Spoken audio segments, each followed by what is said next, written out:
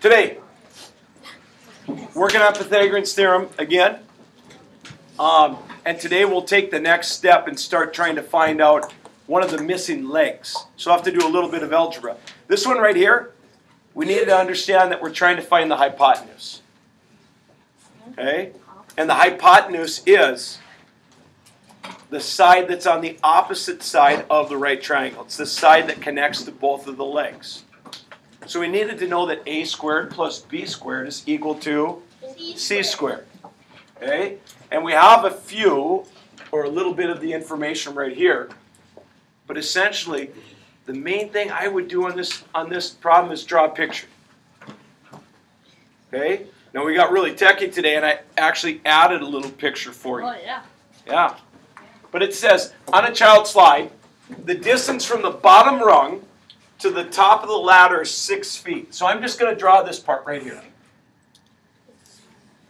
This is 6 feet. Okay? The straight distance from the bottom rung of the ladder to the bottom of the slide is 36 inches. So I'm going to make it a little bit smaller. I'm going to go like that. It's going to be a fun one, isn't it? Yeah. Shh.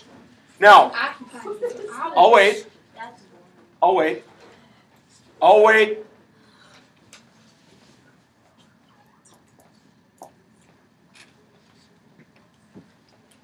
Can I put inches if I have feet up here? No, we have to have a common unit of measure.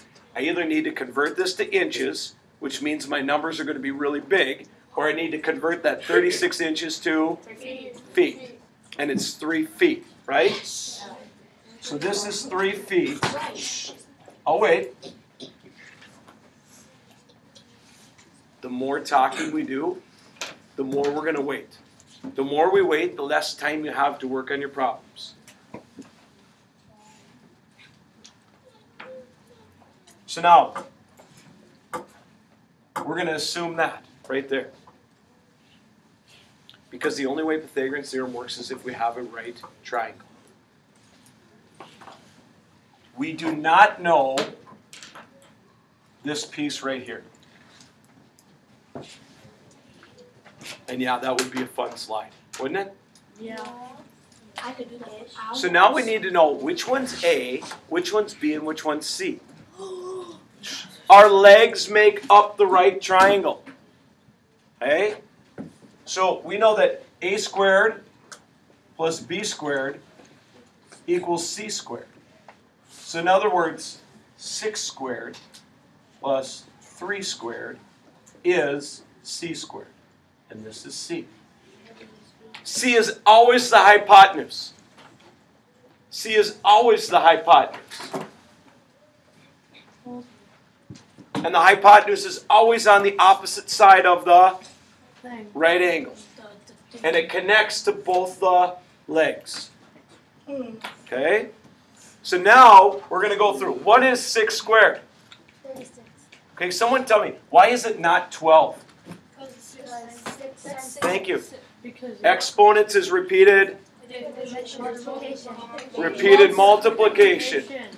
Okay, 3 squared is what, class? 9. For a grand total of what? 40. Yeah. 45. Now, our next piece is saying this, and this is might be new to some of us. If c squared is 45, I don't even need a calculator. I can go over to my chart right over here. And my chart says that 6 squared is 36, and 7 squared is 49. Okay? We're 4 units away from 7 squared. We are exactly 9 units away from 6 squared. So I'm above halfway, right? So it's going to be above 6.5. In fact, I'm going to predict that it's about 0.75. So I'm going to say that if I find the square root of c squared, which is c, and I find the square root of 45, I'm going to say it's approximately 6.75 feet. Now, I'll accept anything from 6.5 to 7 for answers. Anywhere from 6.5 to 7 feet. Shh, no talking. That's for the first one. If we got this one wrong, your job is to do page 558, number 9. No, oh, hey, no. We're not exchanging. It's done. It's over.